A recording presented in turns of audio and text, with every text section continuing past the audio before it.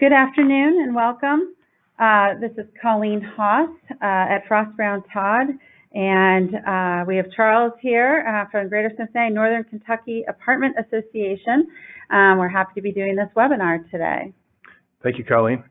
Thank you, Colleen and Christopher, for doing this. Appreciate it. Thank you for all the members who have registered so far. This is going to be a recorded event, so we look forward to be able to not inundate you with too much information, so you have to take notes so much, but you'll be able to listen to it again later or watch it again later. And we really appreciate Frost Brown and Todd for their participation and sharing this information with us. Thank you. Thank you very much. We're happy to be here. And Chris and I will both be speaking for part of the presentation. You have access to the PowerPoints, and we'll be clicking through as we go. If you have questions, I don't believe we have audio, so to the extent you have questions, please feel free to type them in, and we will have access to them, and we'll address any questions towards the end of the presentation. All right, so kicking off, I'm just going to give a little bit of the background. You may know this already, but I just want to mention that the Qualified Opportunity Zone program was enacted as part of the Tax Cuts and Jobs Act that went into effect in December of 2017. The purpose of this program is to provide taxpayers with an incentive to reinvest their unrealized capital gains in certain businesses and properties located or operating in low-income census tracts that have been designated as qualified opportunity zones. Is it moving forward? It's not. One moment.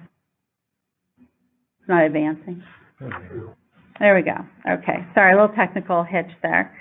So anyone who's familiar with New Markets tax credit transactions is familiar with designated low-income community census tracts. And the way that the qualified opportunity zone tracts were identified was comparable to or the same as the tracts that are eligible for New Markets tax credits. So we have qualified opportunity zones now designated in 50 states, the District of Columbia, 5 U.S. possessions, and we'll note that the map is final. Don't expect any changes, revisions to the map and the designated tracts. We've given you in the first couple of slides here some information specific to the region in Ohio, Kentucky, Indiana, and including some maps that show some of the designated tracts. In Ohio, we had 320 tracts in 73 different counties across the zones, and 30 of those here in Hamilton County. The way they were designated, the Ohio Development Services Agency was tasked with collecting data and making recommendations to the governor.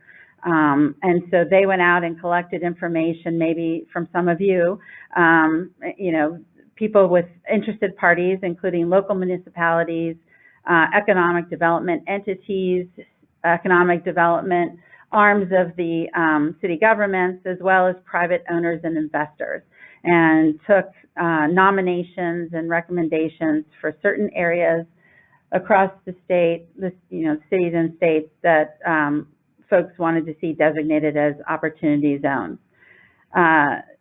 In Kentucky and Indiana, there were similar but not exact processes as well. And basically, the community opportunity zones follow the census tracts that are designated as low-income communities. And this is based on median family income in these areas. Once the total realm of possibilities were identified, only 25% of those eligible low-income community tracts were permitted to be designated as opportunity zones. And then within that 25%, it was permitted that 5% be tracts that are not actually low-income themselves, but contiguous to low-income communities. The next few slides just provide you with some maps of Ohio, and then starting out with Ohio and then Hamilton County, kind of honing in on a few areas that we wanted to highlight on this side of the river, including kind of the west side areas up near MLK Exchange and Xavier. And then there's a few additional maps of Kentucky and northern Kentucky, and then I don't believe the Indiana maps are included. But all the maps are available online. There's some really nice search engines. The CDFI and our IRS websites provide interactive maps, as well as some of the other accounting firms and other working groups. And Charles actually just mentioned the CREmodels.com, which is also a nice tool. About 60 to 70% of the qualified opportunity zones are in urban, high-density areas, and about 30 to 40% are in rural areas across the country. All right. So what is the purpose of qualified opportunity zones? As I mentioned, the idea is to incentivize reinvestment of realized capital gains and to encourage that reinvestment in low-income areas where investment is needed the most. There was a bipartisan research group that put together information based on Federal Reserve data that estimated there was $6.1 trillion of unrealized capital gains at the end of 2017. And the thought was we really wanted to put something into the tax code that would incentivize folks to reinvest those dollars.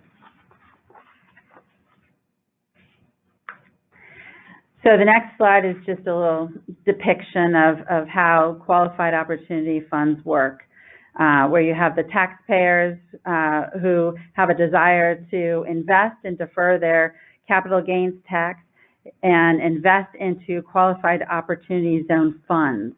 The funds can then invest into qualified opportunity zone property. I'm going to let my colleague here, Chris, go into the specific incentives and talk a little bit more about the details of the tax benefits. And thank you, Colleen. Hello, everyone. And again, just want to reiterate, I know we're going to be throwing a lot at you in a quick amount of time. We have been already. To the extent you have any questions, feel free to type them in, and we'll address them at the end.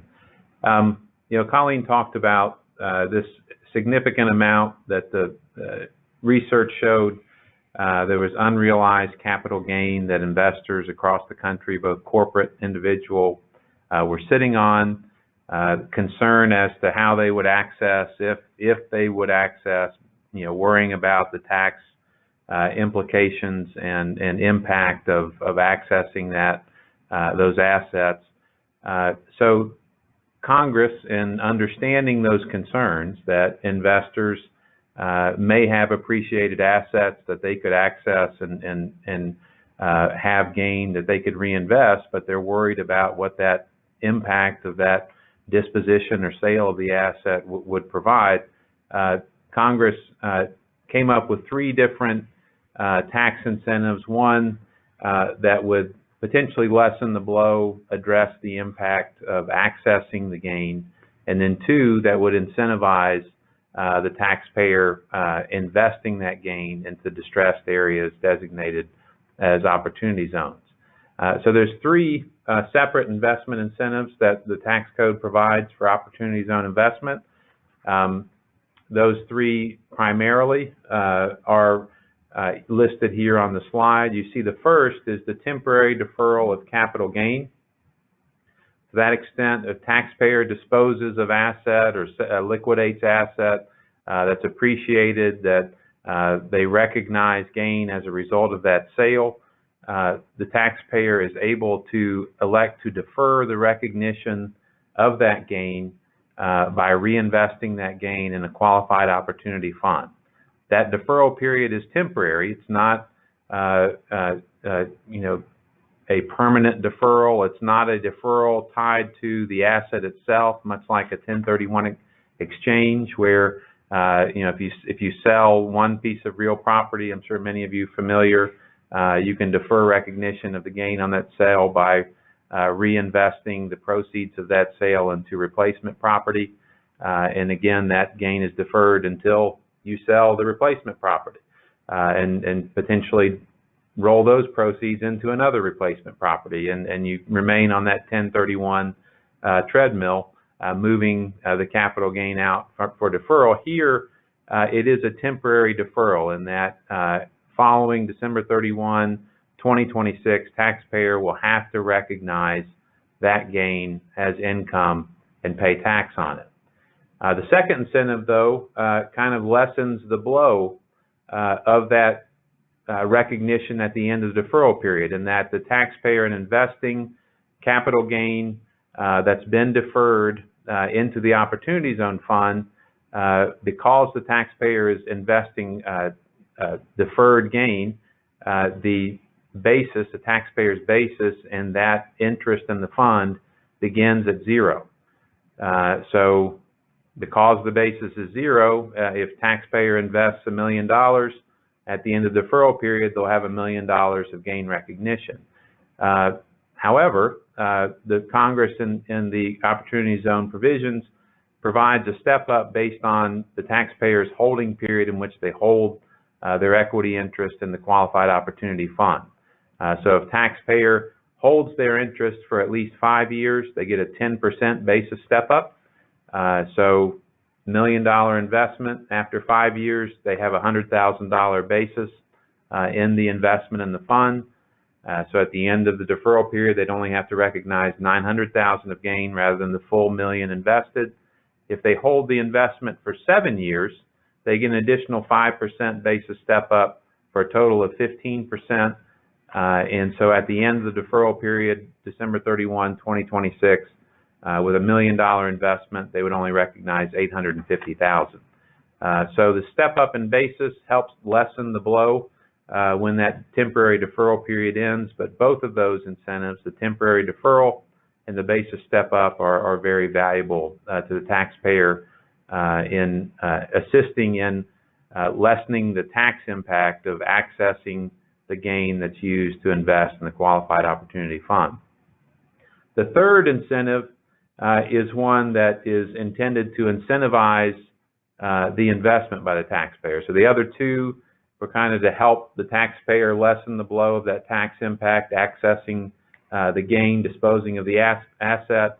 The third is to incentivize investment in the Opportunity Fund itself. And with that, there's a permanent exclusion of any capital gain on the taxpayer's investment, appreciation of the value of the investment in the Opportunity Fund. So taxpayer invests $1 million, deferral period ends after 2026, they've held for 7 years, they now have a basis of $1 million, and say after the 10-year hold period necessary for the permanent exclusion, they sell their interest in the fund for $3 million. That $2 million of appreciation, $1 million initial investment, $3 million at sale, is completely tax-free. It is permanently excluded from the taxpayer's recognition of income at the end of that disposition period. And Chris, I'm going to jump in here real quick. Say that again, because people probably at this point go, did he just say what I think he said? Yeah. For that $1 million to $3 million, that appreciation there is completely tax-free. So and the way that works is that at the end of the 10-year hold period, so taxpayer has to hold that investment in the Qualified Opportunity Fund for at least 10 years. At the end of that 10-year hold period, the taxpayer gets the opportunity to, at the disposition or sale of the interest in the fund, elect a basis step up equal to the fair market value of their interest in the fund at the time of sale. So if they sell it for $3 million, they can elect to increase step up their basis in the investment from the $1 million invested to the $3 million fair market value of the interest at the end of the 10-year period. And so there is no gain then on the sale of that interest, even though the value is appreciated by $2 million. So yeah, it does sound too good to be true, but it is. So just to dig a little deeper into these incentives, the temporary deferral It's an election made by the taxpayer. It relates to capital gain. So the taxpayer has to have recognized capital gain from the sale or transfer of an asset that would generate capital gain for federal tax purposes, and that sale or transfer has to be to an unrelated party. So the taxpayer can't sell an asset to a child or spouse, or can't have one entity that they own completely sell to another entity that they have a substantial interest in. That disposition of the asset that generates the capital gain has to be to an unrelated party. And then the taxpayer has to reinvest that gain in a qualified opportunity fund within 180 days from the date in which the taxpayer recognized the gain. We have recently proposed regulations. Well, I say recently, it was October, proposed regulations released by Treasury that outline the beginning of the 180-day period in the context of a pass-through entity or partnership. Oftentimes, taxpayers, individuals that have an ownership interest in a pass-through entity, they may not be actively involved in that business. They don't know when transactions occur that would generate gain, and so there was some concern that you have an ownership interest in an LLC sells an asset that generates gain in March of the tax year, and you as an owner may not know you have gain until you receive your K-1 in the subsequent year.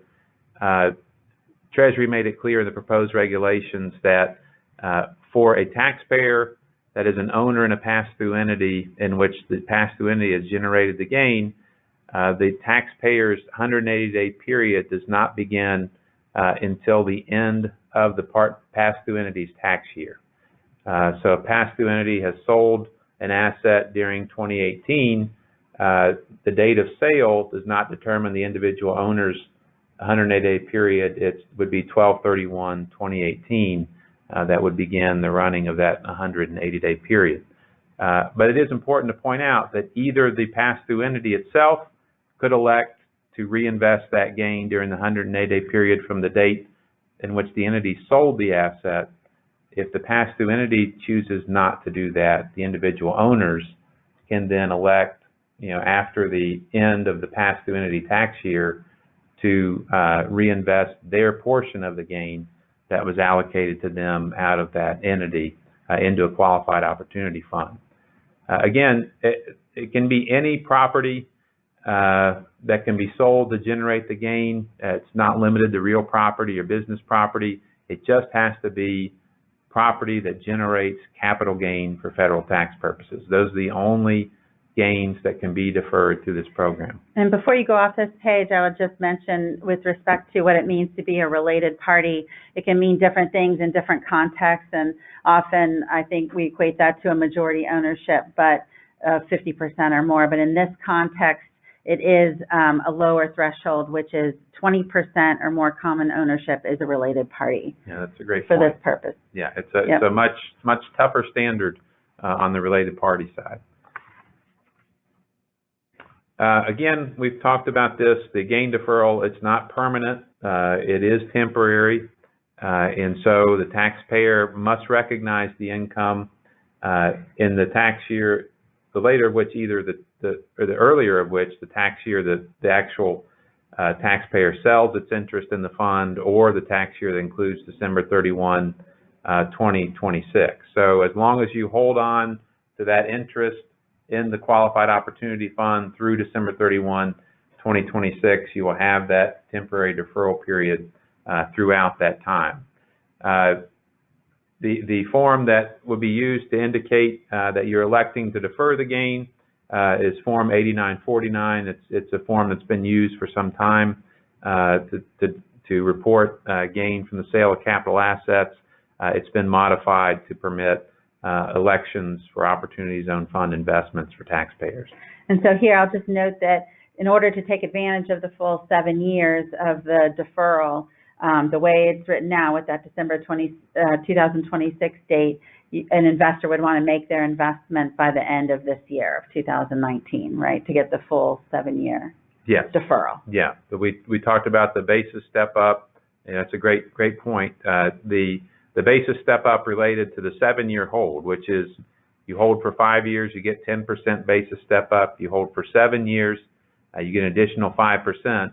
To get that additional 5% under the 7-year hold, you would have to invest before the end of this tax year, before December 31, 2019. There was some hope, given kind of the slowness with which guidance has come out from Treasury on opportunity zones, that that date might get pushed back. But unfortunately, that date is statutory, right. Which we all know how successful Congress is in passing new laws at this point. So I'm not too optimistic that will be changed. If it was something that Treasury could address through a regulation, I might be a little more optimistic. But they would actually require Congress to amend the statute, which I don't think will happen.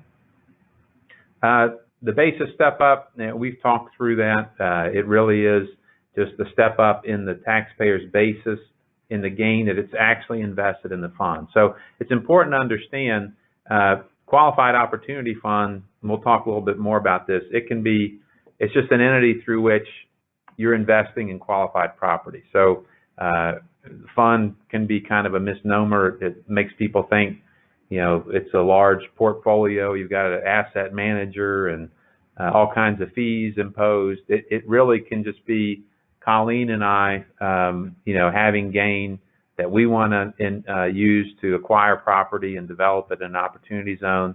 And so we form our own fund entity and invest those funds into the qualified opportunity fund entity we acquire, that we set up. So that investment has to be the acquisition of equity in the fund, whether it's a limited partnership, whether it's a LLC, whether it's a general partnership.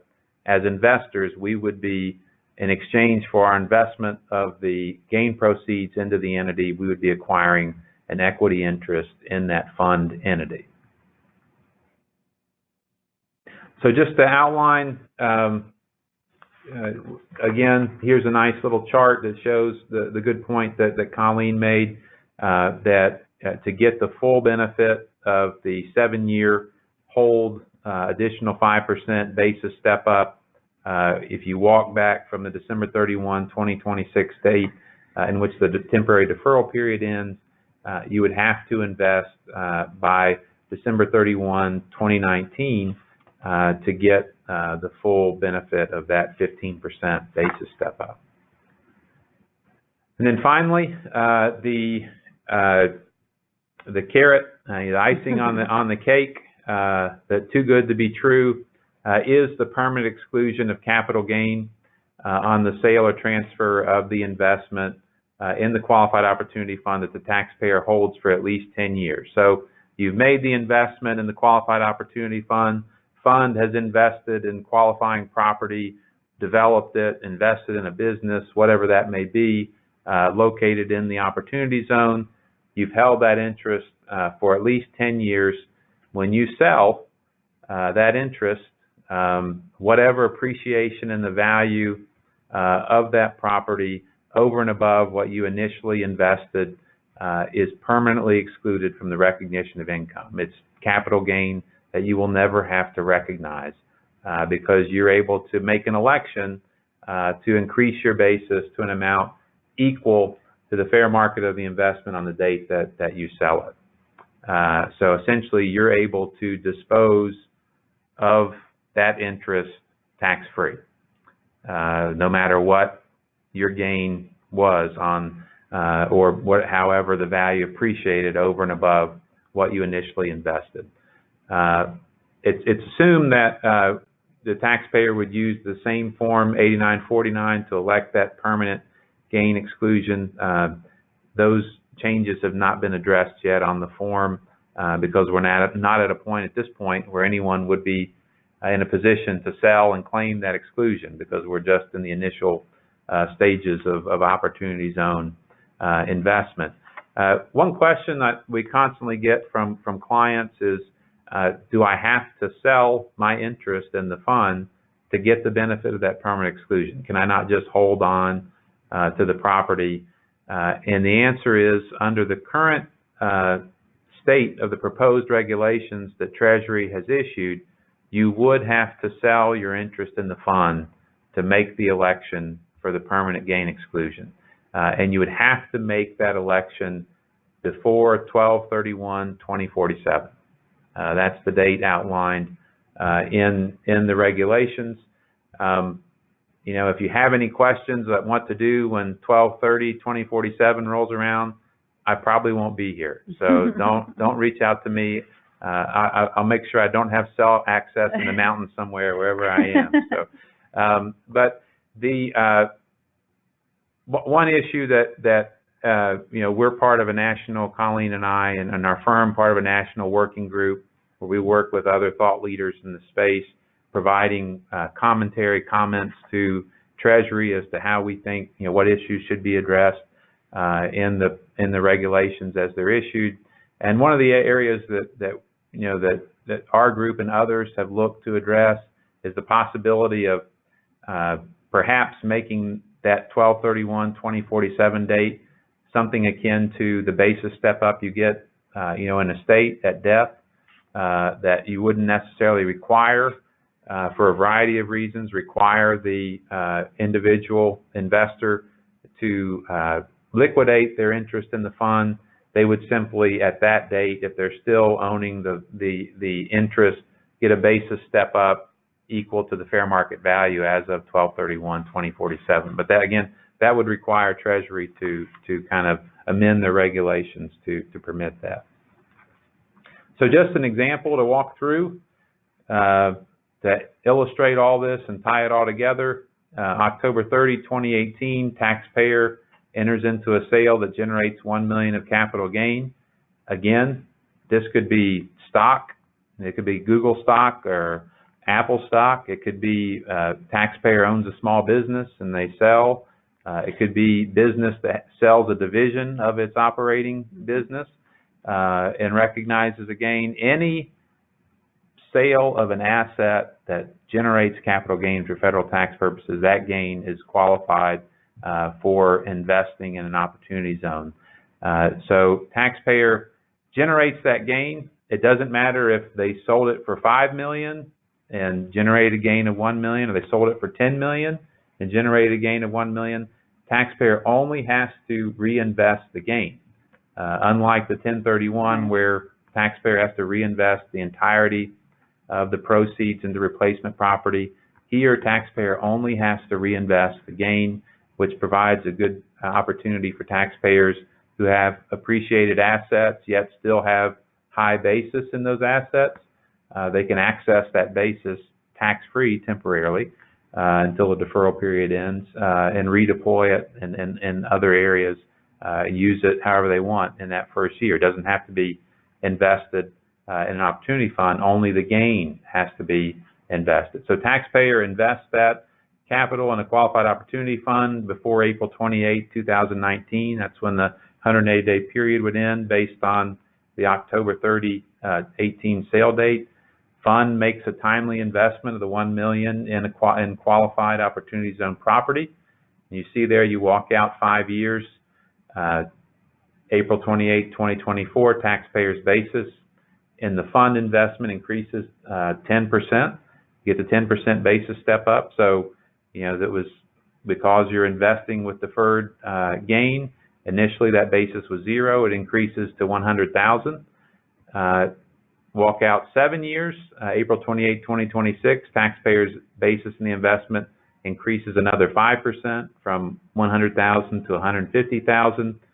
And then at the end of the deferral period, the temporary deferral period, December 31, 2026, taxpayer has to recognize as income 85% of the initial $1 million gain investment. So $850,000 is recognized by the taxpayer and taxed. And then at that point, taxpayer's basis in the fund investment becomes the $1 million that was originally invested. You move out another roughly 4 years. April 28, 2029, we're 10 years away from the initial investment in the fund entity. Taxpayer invested $1 million, sells its investment for $3 million. The basis, taxpayer elects that the basis be equal to the fair market value, and no additional tax is owed on that $2 million of appreciation. So taxpayer receives $2 million of appreciation tax-free after the 10-year hold period. That's just another, as you get access to the slides, you just see another way to look at kind of how all that plays out over the various periods. So what is a qualified opportunity fund? As we talked about, sometimes people get a little distracted, think fund is, you know, you're based out of New York, you've got millions in portfolio, you've got hundreds of investors, there's all kinds of regulatory and compliance issues. It really is not that complicated. It can be. There are, you know, national funds out there with hundreds of millions of assets in their portfolio. But again, it really can be Colleen and I, or Charles and I, or the three of us wanting to, you know, to redevelop property in downtown Cincinnati. Right. So we form our own entity as a qualified opportunity fund and use that then to acquire property for redevelopment. The main requirement with respect to a qualified opportunity fund is that at least 90% of the fund's assets have to consist of qualified opportunity zone property. We'll talk a little bit about what is qualified opportunity zone property here in a bit. One of the really you know, interesting pieces, and I think something that helps facilitate and encourage investment, is the fact that Treasury and Congress made this a process in which taxpayers can self-certify to be a qualified opportunity fund. You know, Colleen had mentioned tax credits and other types of investments. Right. There's typically a lengthy process that parties have to go through, seek approvals to get access to those credits. Here, taxpayer does not have to seek approval from Treasury, from any local entity. Right. You don't have to work through other third-party entities, like community development entities and such. So yeah, very streamlined process in that taxpayer can form the entity, can acquire the property, and then self-certify using Form 8996 when they file the initial tax return for the fund. They attach that form indicating that the entity would like to be treated as a qualified opportunity fund for federal tax purposes, and they'll use that fund to also elect the month and year in which that designation should begin. And that's important for one main reason, because the Form 8996 is also the form that will be used for reporting the annual 90% test. That would be self-reporting compliance on behalf of the fund, that they meet the 90% qualified opportunity zone property test. That test is performed twice within the tax year. The first period is after the first full 6 months of the year in which the entity had elected to be treated as a qualified opportunity fund. And then the second period is at the end of the tax year, 12/31 of that tax year. And so you take the average then of those two test periods and hope that that amount is at or exceeds the 90% amount. That's important because if you form your fund and start receiving investment in November, you may not realize that you've got to self-certify before you can receive investments, because taxpayer has to invest in a certified fund. But I say, you know, right now you have to certify and pick a date prior to when the entity ever received investment. You may form an entity and receive investment in this year and not certify until next year when you file your tax return, but you want to pick a date prior to the receipt of any funds in the entity. So if you were to receive funds in November of the tax year, you may not realize that you don't have a full 6-month period within the tax year because the tax year is about to end, so you wouldn't have that first initial test date, but you do have 12/31 at the end of the year. So Right. if you certified November as your start period, you'd have to meet that 90% threshold by 12/31, which could be a pretty tight window for organizing how those funds could be deployed. So a lot of timing considerations that need to be thought about when funds are being formed and investments are being made. And we saw several funds do that, Yeah. right, to postpone until January, Yeah. just for that reason.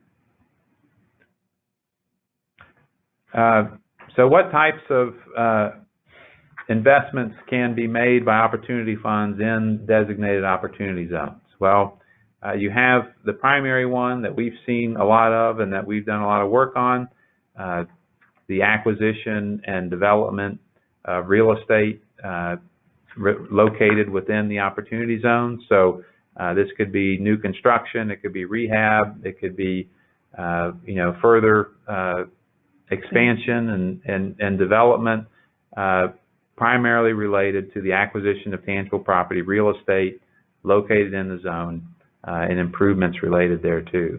But another piece of opportunity zones that often gets ignored, and that's equally exciting, is the fact that opportunity funds can invest in operating businesses. It doesn't have to be the acquisition of real property or tangible property.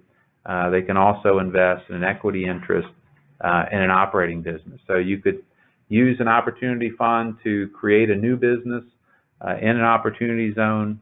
You could expand an existing business located in the opportunity zone, or potentially move an existing business that's currently operating outside the zone into an opportunity zone and expand and grow that business in the zone.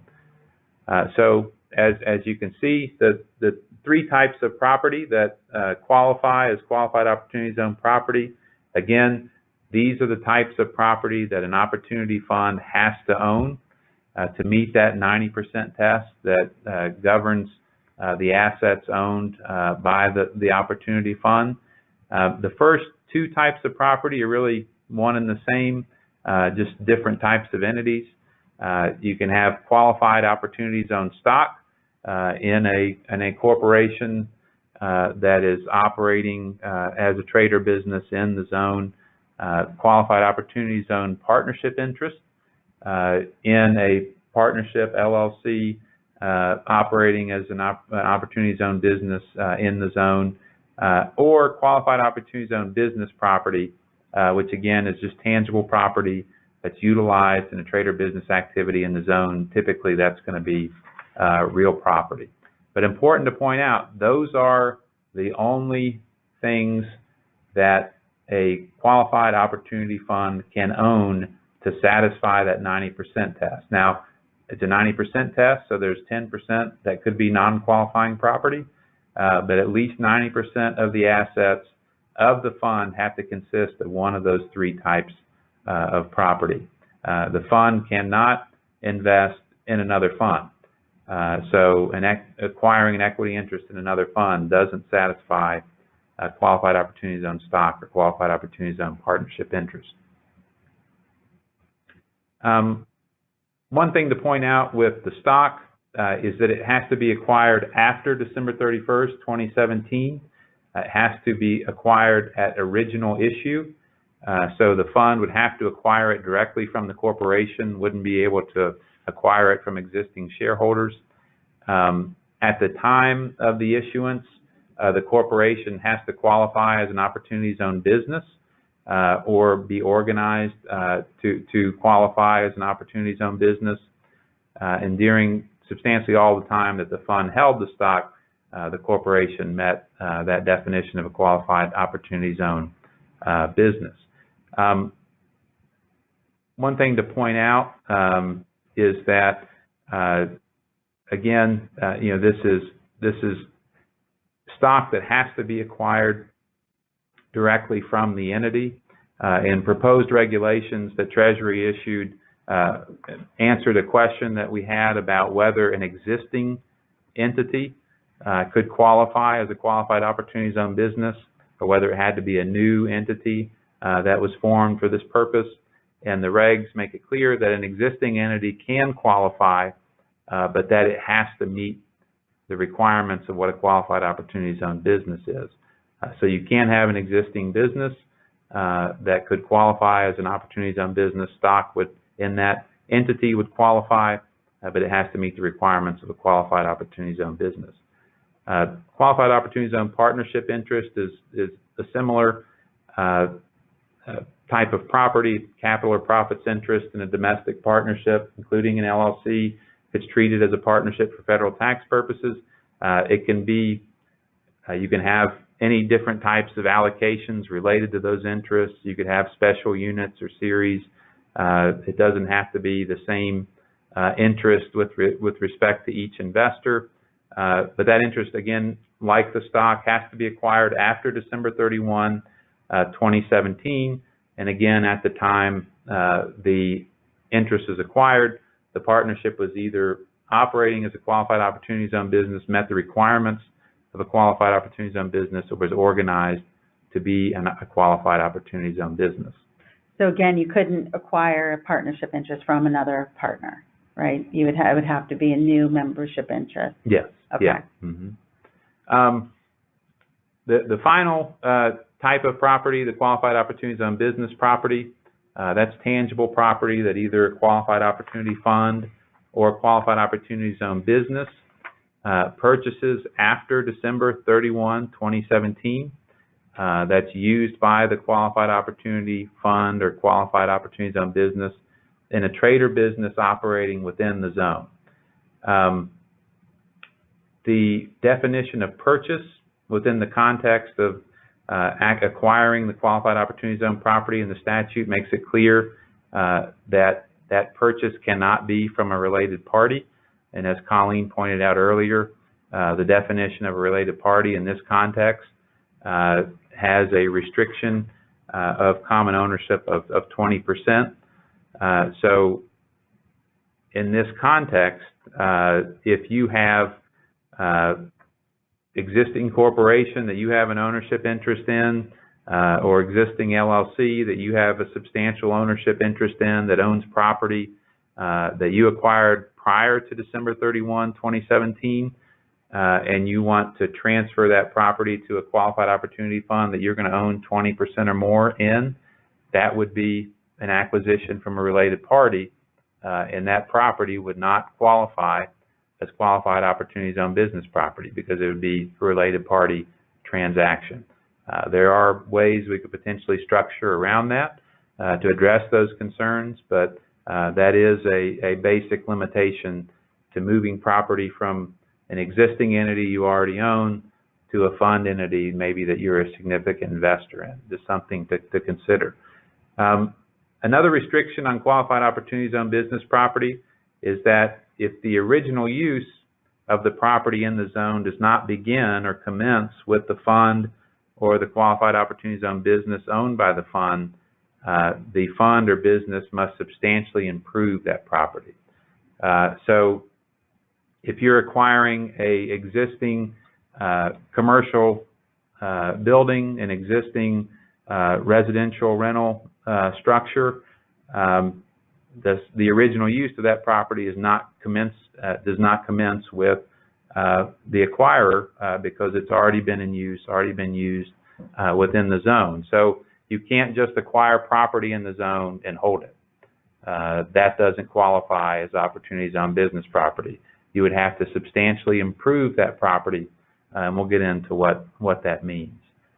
So property will be treated as substantially improved if the basis of the fund or the business in the property increases over a 30-month period beginning at acquisition in an amount that exceeds the fund or business's initial basis in the property. So that's a long-winded way of basically saying you have to make long-term capital improvements in the property that exceed the purchase price of the property, essentially. So if you acquire the property for $300,000, you would have to, in order to substantially improve that property, make long-term capital improvements to the property in excess of $300,000 over a 30-month period, beginning at the date the property was acquired. The IRS issued a revenue ruling 2018-29 that was really kind of a gift to developers in that in determining the amount of improvements that taxpayer would have to make to substantially improve an existing structure on real property that's acquired, you only have to look to the portion of the purchase price that can be allocated to the structure and not the underlying land. So if property was acquired for $1 million and $600,000 of that can be allocated to the underlying land, $400,000 to the existing structure, in order to substantially improve the entire property acquired, you would only have to have improvements in excess of the $400,000 allocated to the structure. Which obviously very important in certain areas, depending on where your land is, because that could be the most valuable piece of what you're purchasing. Yeah, and we've worked with a variety of developers in urban areas where real estate is at a premium, where the real estate may be 5-6 times the value of the actual structure, which would have made substantially improving the property cost prohibitive. So definitely a positive development for developers from Treasury in that regard. Again, this is the restriction on related party transactions. Just to emphasize it again, the fund or the business can only acquire property from an unrelated party in order for it to qualify as qualified opportunity zone business property. So common ownership or control, entities in the same controlled group, those transactions between same family members or related parties may be not considered qualified opportunity zone business property, depending on the relationships of the parties involved in those transactions.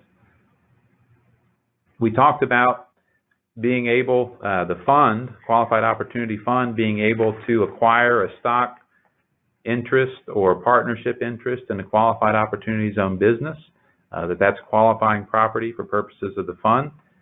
So now let's talk about what is a Qualified Opportunity Zone business. The statute and regs define Qualified Opportunity Zone business as a trade or business in which substantially all the tangible property owned or leased by the taxpayer is Qualified Opportunity Zone business property. Initially, when the statute was enacted, there was no definition of what substantially all meant. So we were kind of at a loss as to, well, how much of the tangible property owned or leased has to be qualifying property.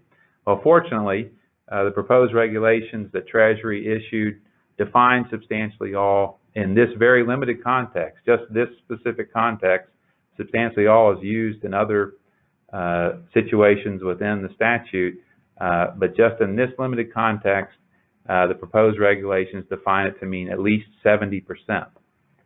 So for an entity to qualify as a Qualified Opportunity Zone business, at least 70% of the tangible property owned or leased by the taxpayer has to be Qualified Opportunity Zone business property.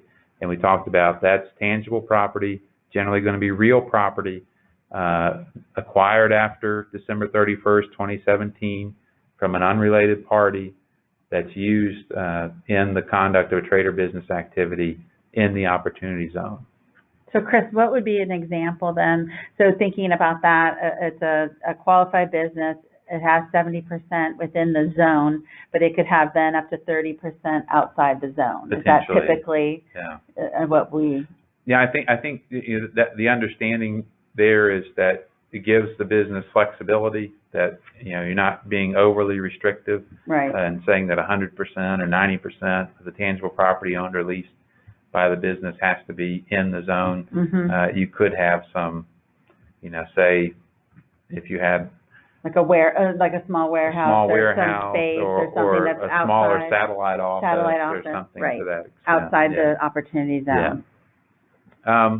There is a restriction on the gross income earned by the business, that at least 50% of the total gross income of the business has to be from the active conduct of a trade or business activity within the zone. There's some pushback on this now with respect to the within the zone language was added by Treasury in the proposed regulations. It wasn't necessarily in the statute enacted by Congress. The concern is that 50% within the zone could be overly restrictive in that you have a business located in the zone but has business activity all over, that you're going to preclude or prevent any businesses really of any size or significance locating in the zone because they're worried about potentially violating this test. So there's been some pushback that issue be removed, and that the real concern of Congress here was they just wanted this to be, if you're investing in a business in the zone, it has to be an active trade or business, essentially. It can't just be, say, someone who parks a bunch of high-value intellectual property in a basement office with a computer and a desk and tries to shelter or shield those assets and receive the exclusion after 10 years. Just the goal was to generate investment in actual businesses operating in the zone. So we'll see how that plays out. But currently under the proposed regs, there is that limiting language of within the zone. Another restriction is that there's a 5% cap on non-qualified financial property that the entity can own. This is essentially the business can own a substantial amount of debt or stock and other entities or partnership interests or options, future contracts. There can't be a great deal of kind of financial assets sitting in the entity. And also this restricts kind of a tiered structure of entities as well, that it would be difficult to invest in a business then that owns a substantial interest in a subsidiary entity that would likely violate that cap on the non-qualified financial property. And again, anyone who has worked in the new market tax credit area recognizes that concept because it's the same concept in QFP that applies to qualified businesses who are in new markets transactions. And the final is the sin business restriction. Treasury doesn't want us, Congress doesn't want us to have any funds. So there is a restriction on the types of businesses. Again, just wanting to incentivize and encourage the location of businesses that are a good use of the land in the opportunity zone, and that will bring about potentially a revitalization and spur economic development in those areas. So there's restriction on the types of businesses that can qualify as a qualified opportunity zone business. Right. So just to kind of tie it all together here, you see just kind of the basic model for a real estate development project. This could be rental property, it could be a commercial rental property, residential. You have investors that have realized gain through the sale or disposition of assets.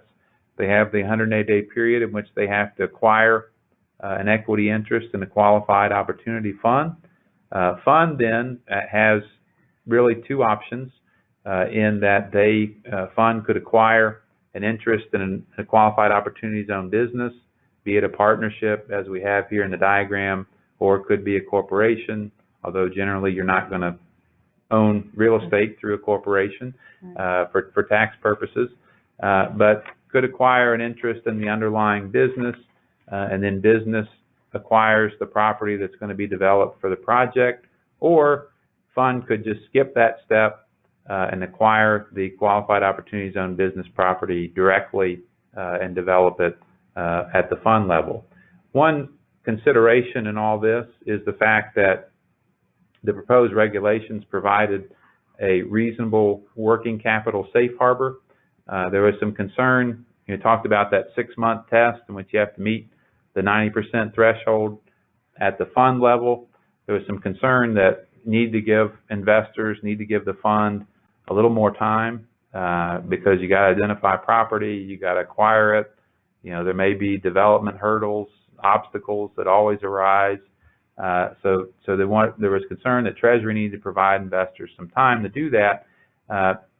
Unfortunately, Treasury didn't provide that relief at the fund level. They provided a reasonable working capital safe harbor at the qualified opportunity zone business level. And so to the extent that fund invests in a qualified opportunity zone business and business receives those proceeds consistent with a written plan and schedule as to how those proceeds are to be deployed, when the real property is going to be acquired, when it's going to be developed, what the payments are going toward, what the overall development plan is. Those proceeds are received in the opportunity zone business as reasonable working capital of the business for 31 months. So the business essentially has 31 months in which to deploy those proceeds in the acquisition and development of the property. And there's, oh, sorry. Go ahead. I was just going to say there's a lot of discussion still about how detailed and what exactly that plan needs to address for the fund. So that's still to be determined, and we've heard some discussion about it, and I guess folks getting very detailed versus backing off and saying, well, why do we want to create that high threshold? Why do we want to overcommit on that? Right, we don't want to overcommit. Let's try to keep it as flexible as possible. So, and to that point, kind of going back to your $1 million purchase theory, if we use that as an example, what we'd really be looking at is, okay, so I'm putting $1 million in, and I know and it's $1 million purchase. So we started off with that as $1 million purchase, and we know that there's probably, since it's $400,000 we have to put into it, since it's a $600,000 piece of land, $400,000 building, based on our earlier discussion, we know we have $400,000 worth of work. I know I can't usually get a permit within 6 months. So that's part of where this 30-month cash equivalent comes in, because I can take my time, have my engineers, I get my architects done. Over that next year, I have my paperwork in, and we have initially set up to say, here's what our plan is. And that document, whether it's a 1-page or a 20-pager, stays along with my funding to say, we are 90% in, we're going to meet the criteria because our 1.4 million, which is really what we're investing here, is detailed out, and maybe the last 400,000 isn't spent for 20 months. Because it's going in, it's getting the final paint, the final drywall, every last piece on there. Now I'm 1.4 in. Now I'm set on my full 90% in. And what you're saying is we've got 30 months to do that. And that's part of what we want to make sure we understand is that it was actually some good understanding from Treasury looking at the permitting process, the architects, the engineers, and that whole process, that it takes time to put the money into the property. It doesn't go in 6 months. They get that, so it gives us flexibility and time to really invest in it. And I think it comes back to something that the theory behind this law being passed in the first place was patient capital. And so if we think of it in terms of, yes, it needs to go in, and you've got to commit those funds within that first 6 months. But once you do, you've got the full 30 months to get it implemented, to get it in place, as long as you're consistent with your plan. And that's the key piece of that. Is that correct on that? Yeah. Yes. Okay.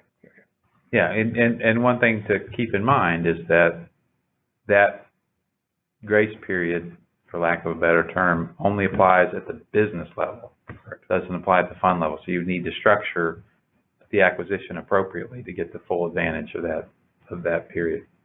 And that's what we engage you guys for. Yeah, exactly. Please, go ahead.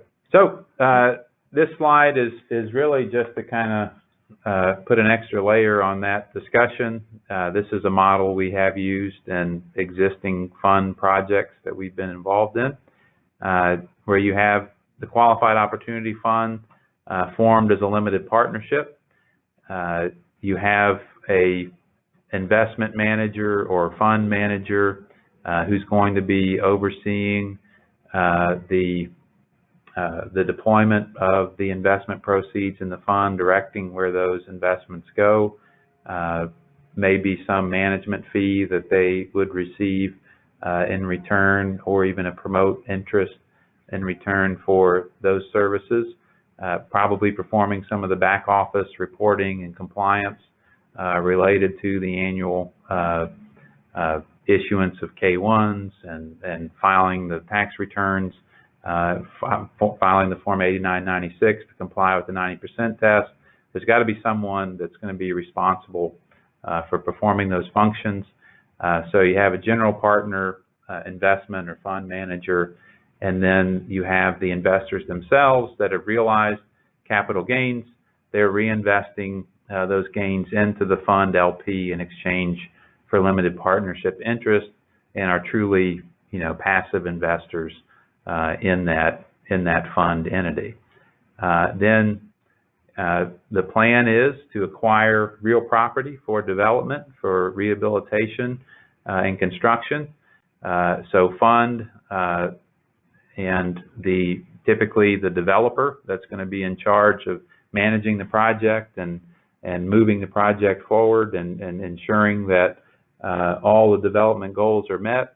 That developer would have a member interest in a joint venture LLC, and the fund itself would also be acquiring a membership interest in that LLC.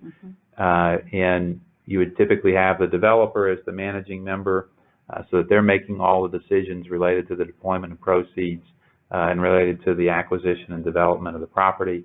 And investors are simply, the fund investors are there through the fund investing in that joint venture activity.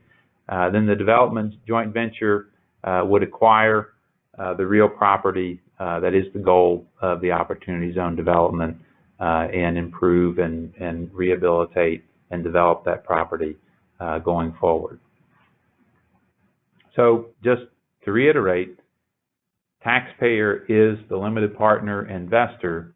Taxpayer has to acquire equity interest in the fund limited partnership in order to defer the gain invested, has to hold that interest in the fund LP in order to get the basis step up, 5-year and 7-year periods, and then has to hold that interest in the fund LP for at least 10 years to get that appreciation exclusion. Is this a good spot just to talk, though, about if the investor wanted to get out of this fund and maybe roll into another fund? Sure, yeah. What are the,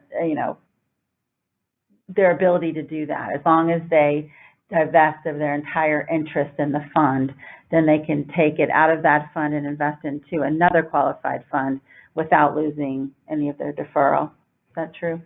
Yes. Chris? Yeah. So investor could divest,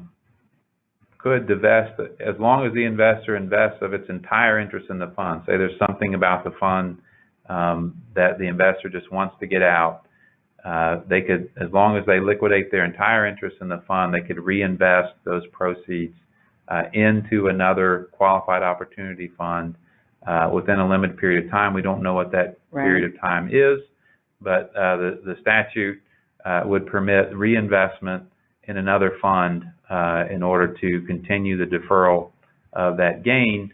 Now, it's unlikely at that point that your 5-year and 7-year and 10-year hold periods would continue. That clock would probably start over at that point. That's something we're still... Although we don't really know that. Yeah, we're kind of waiting for additional guidance from Treasury as to whether the liquidation of that interest would end the holding period that you previously had, and you'd start a new hold period with that reinvestment in another fund. But the statute does contemplate, and the regs discuss, an ability of a taxpayer to reinvest their proceeds from the divestment of their interest in a fund into another qualifying fund to continue that deferral.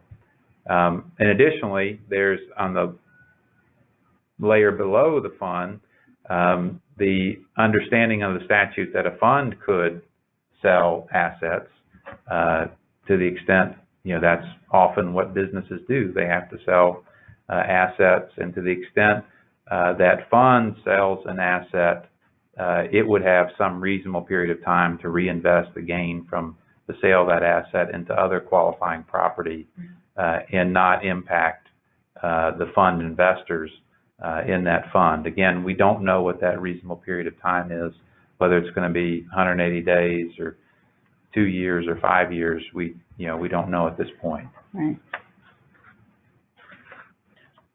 So just to point out that this, the fund structure, you could have a single investor with, and we've been involved in this. You have high net worth investor and spouse, and they have as their dream to develop a piece of property in downtown Cincinnati.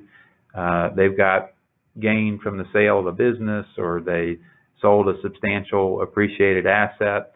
So they form their own single purpose fund and invest that gain into their fund and acquire the property and move forward with that qualifying project. You could have multiple investors pooling together in their own fund to pursue an opportunity zone project, and you could have multiple investors through a fund investing in multiple projects. It doesn't have to be a single project that the fund is involved in. It could be a variety of different projects owned by the fund. One question that we get all the time, and when we typically get this from the developers that are maybe behind the scenes sponsoring the fund because they want to generate capital for a development. They see taxpayer sells $3 million of Google stock. They want all $3 million of the proceeds in their project. They just don't want the $1 million of gain. And so they ask, well, why can't I take all $3 million? Why do I have to just seek the gain? And the answer is you can. Taxpayer is permitted to invest non-gain proceeds and gain proceeds into a qualified opportunity fund. However, under the Internal Revenue Code section that enacted opportunity zones, IRS would treat that as a mixed fund investment, in that you would be making two separate investments in the qualified opportunity fund. The gain investment would be entitled to deferral and the other tax incentives. The non-gain investment would not be entitled to any of the tax incentives. So if you invested that full $3 million, only your $1 million of gain would get you the basis step up, the deferral, and the exclusion on appreciation. The $2 million of basis that was invested, you would have none of those incentives. It would be just like any other investment in an LLC or partnership or corporation that's made, and you sell that interest later with appreciation, you'd have to recognize that appreciation as income. So to be clear, non-capital gain investment is you don't get free appreciation. No, tax-free right. appreciation. You do not. But you can invest it if you choose. If you Yeah, wanted if you want to. But you'd have to bifurcate those investments. And finally, there will be a civil penalty structure imposed for a fund's failure to meet that 90% test. Penalties imposed at the underpayment rate, which is relatively low at this point, for each month that the fund is not in compliance. The regs and the statute talk about reasonable cause relief. There's to the extent that the fund is able to establish reasonable cause as to why it failed to meet that 90% threshold, it may be excused or that penalty may be abated. But at this point, we don't have any guidance as to what might constitute reasonable cause in this context, whether it's, act of God or, some issue that arises that prevented and everyone was acting in good faith. We just don't know at this point. But the penalty would only be on basically the miss, right? So if you're at 80% in a qualified property, then you would just pay the penalty on the 10% that is not. Yeah, it would be an underpayment penalty imposed on the difference between what your actual percentage is as opposed to what you're supposed to obtain. Right. Okay. All right. Well, at this point, I will check and see if we have any written questions. While you're checking on that, I'll bounce one off you here. Sure. And just to clarify, what we're looking at for investment purposes is once we're at January 1 of 2018, we're looking at that's our window of opportunity starts there. And we have up until 2047 for sale. But within that, there's some other time frames that come to play. Mm-hmm. You have to have a 10-year holding to get the free appreciation. Correct. Right? And that's the piece. And I think it's important, the reason we jump all the way to 2047 is because Treasury Department saying, we don't want to stop and go to 2028 and everybody has to sell. Yeah. Right. And suddenly we force the market to go down in value. We want long-term patient capital. So part of what they've done is, even if somebody were to invest in 2022, at that point, they hold it for 10 years. Now we're at 2032. They don't want them to immediately sell then. They've got time until 2047. Exactly. So the IRS gave 10 years, I should say Treasury, gave 10 years window with a 10-year holding, and then another 10 years after that for potential disposal. Yeah. Or approximately 10 years after that. So it was based on the fact that for a taxpayer to be entitled to the permanent exclusion basis step-up election. So you make the investment, you hold 10 years, you sell, and you exclude that appreciation. That initial investment has to be made before the deferral period ends. So you do have a hard stop of December 31st, 2016, in which to gain has to be, 2026, I'm sorry, 2016, I'm going back in time. You do have a hard stop. That gain has to be recognized prior to December 31st, 2026. Gotcha. Okay. Any gain recognized after December 31st, 2026 would not be entitled to any of the incentives investing in the Qualified Opportunity Fund. So IRS said, you have gain at the end of 2026, that's the drop dead date. Then you would have 180 days to actually invest that gain. So that takes you into 2027. You got to hold for 10 years. That takes you to 2037, and then we'll give you an extra 10 years For disposal for disposal purposes. Gotcha. Yeah. Okay. But I do want to reiterate that, this program is only for gain recognized prior to December 31st, 2026. Right. So, and additional investment or separate investment does not count towards the free appreciation. yeah. Correct. And see, that I think That's the mixed use. and that's a key piece that gets kind of Yeah. people say, oh, well, I can take I may, your example of the selling the $3 million and having a $2 million worth of stock and then $1 million worth of appreciation of that stock and selling the $3 million.